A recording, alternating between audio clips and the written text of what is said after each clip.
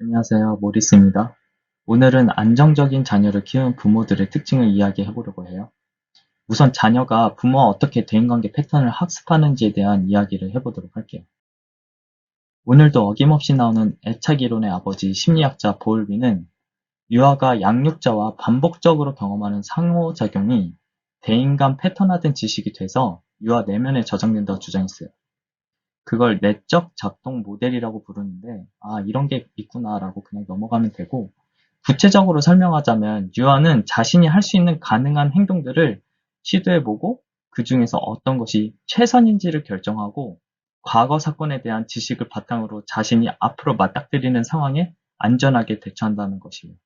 이를 기반으로 애착 대상이 얼마나 다가가도 되는 사람인지 또 그들이 원하는 반응을 얼마나 보여줄 것인지를 예측한다고 봤어요. 여기서 발견한 것이 안정애착 유형은 새로운 경험을 바탕으로 과거의 지식을 수정할 수도 있는데 대조적으로 불안정 애착 유형은 좀 더 경직되어 있어서 새로운 경험에 맞추어 변화하지 않을 가능성이 높다고 보았죠. 근데 이러한 애착관계 패턴을 아는 것이 왜 중요할까요? 심리학자 메인의 연구에 의하면 애착 패턴이 세대 간 전이가 될 수 있기 때문이에요. 안정형 유아들은 자라서 안정형 성인이 되었고 이들은 부모가 되어 다시 자녀들을 안정형으로 키웠어요. 마찬가지로 회피형 유아들은 무시형 성인이 되고 그들의 아이들은 다시 회피형으로 될 것으로 예측할 수 있었다고 해요. 즉, 나의 애착 패턴을 나의 자녀가 물려받을 가능성이 높다는 말인데 자녀를 키우거나 키우실 예정인 분들은 나의 자녀가 안정적인 애착을 갖길 원하시나요?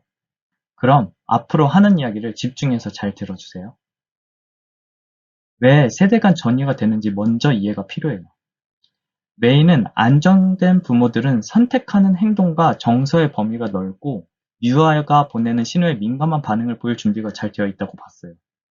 반면에 불안정한 부모, 즉 유아의 신호를 무시하거나 집착하는 부모들은 자신의 마음에 자극이 되는 유아의 어떤 행동들에 스스로를 보호하기 위해 무의식적으로 행동한다는 것이죠. 안타깝게도 이러한 불안정한 부모의 과도한 주의 또는 행동의 제한은 유아에게 민감하게 반응할 수 있는 능력을 기르는 것을 방해했다고 해요. 이에 대해 회피형 유아는 애착 행동을 최소화하고 사람을 제외한 환경의 탐험을 최대화하며 집착형 유아는 애착 행동을 최대화하고 자율적인 탐험을 최소화하도록 학습하는 것이죠. 그리고 불안정한 부모가 자녀와 상호작용하면서 불안정 패턴을 더 강화하도록 학습하는 악순환 거리가 발생하는 거예요. 왜냐하면 부모도 그들의 부모로부터 유아기 때부터 학습했고 그 무의식적 패턴이 그들을 보호하기 위한 중요한 패턴이 됐기 때문이죠. 하지만 이런 부정적인 애착 경험에 파괴적인 영향을 감소시킬 수 있는 사람이 있었다고 하는데요. 바로 메타인지 능력이 큰 사람이에요. 메타인지란 외부 세계를 내 마음에 그리는 것을 인지하는 것이에요. 예를 들면 나는 눈치가 없다를 나는 눈치 없다는 생각이 든다로 인지하는 것이죠. 이렇게 메타인지 능력은 우리가 어떤 특정한 마음 상태에 있음을 알아차릴 수 있도록 해요. 그러나 이런 능력이 없다면 내 생각이나 마음이 곧 나 자신이라고 받아들이는 것이죠. 방금 예시처럼 나는 눈치 없다라는 생각이 들면 스스로를 눈치 없는 사람이라고 정의하는 거예요. 만약 우리가 이걸 인지한다면 오류가 있을 수도 있는 생각이나 지식을 성찰해 볼 수 있게 돼요. 그래서 나의 신념이나 느낌이 시간에 따라 변화하는 것을 경험하게 되고 마찬가지로 다른 사람들이 나와 다른 신념이나 느낌을 가지더라도 그럴 수 있다는 인식의 다양성을 갖게 되는 것이죠. 그리고 나 자신에 관해 인지하는 것으로부터 타인에 관해 인지하는 것으로 확장한 심리학자가 포나지예요. 포나지는 메타인지 능력과 같은 성찰적 태도를 중요하게 생각하고 측정할 수 있는 척도를 만들었어요. 그리고 100명의 부모를 대상으로 연구를 했는데요. 그 결과 성찰적 능력이 좋은 부모가 그렇지 않은 부모보다 안정적 애착을 가진 자녀를 키울 확률이 3배에서 4배 정도 더 높았다는 것을 확인했어요. 그리고 부모가 성찰 능력이 높은 경우 자신의 애착 경험이 부정적이었더라도 그 악순환을 깰 수 있다는 것을 보았다고 해요. 그 악순환을 깨고 자녀들과 안정적 애착을 형성하는 부모들은 구체적으로 어떤 행동들로 나타났을까요? 호나즈가 관찰한 결과 몇 가지 행동 특징이 있었어요.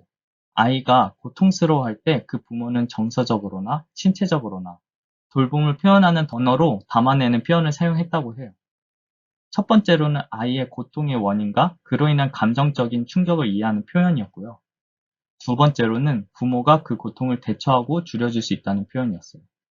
세 번째로는 아이가 그 상황에서 자신의 마음뿐 아니라 부모의 마음도 읽을 수 있는 능력을 갖고 있다고 부모가 인식하는 표현을 하는 것이었어요. 정리하자면 부모의 공감, 적절한 대처, 아이가 부모를 이해할 수 있는 능력이 표현이 담긴 반응으로 아이의 정서를 조절하는 과정에 참여함으로써 아이의 충동 조절과 정서 조절 능력의 발달에 토대를 마련했어요. 이 과정을 통해 부모는 안전한 도피처이고 안전기지로서 아이의 확신을 강화시키고 아이가 부모의 마음도 읽을 수 있는 존재로 바라봐 줌으로써 아이 자신의 메타인지 능력을 발전할 토대를 제공하는 것이죠. 그럼 불안정 애착을 형성하는 부모의 행동들은 어땠을까요? 집착형 부모는 아이의 고통을 공감적으로 반영을 할 수 있었지만 그것을 대처해주진 못했어요. 그리고 무시형 부모는 공감을 전달할 수 없지만 대처 능력과 안정성을 전할 수 있었죠. 그래서 부모가 아이의 고통스러운 정서를 담아내지 못했을 때 부모의 전형적인 반응을 아이가 학습해서 내면화시켰어요. 예를 들어 무시형 어머니가 아이의 고통에 대해 무시하거나 억제하는 방식으로 반응하면 그 유아는 자신의 고통스러운 정서를 다루는 데 있어 회피하거나 억제하는 전략을 발달시키는 것이죠. 너무나 안타깝고 슬픈 이야기죠. 그래서 오늘 이야기를 좀 정리해 보도록 할게요. 첫 번째는 우리 내면의 애착관계 패턴을 학습하는 모델이 있다. 두 번째, 학습된 애착관계 패턴은 내 자녀 세대로 전달될 수 있다. 세 번째, 자기 성찰 능력은 부정적인 애착 경험의 파괴적인 영향을 감소시킨다. 넷째, 공감, 적절한 대처. 아이가 부모를 이해할 수 있는 능력 표현이 담긴 반응은 아이의 정서 조절 능력, 충동 조절 능력, 성찰 능력의 토대를 마련한다.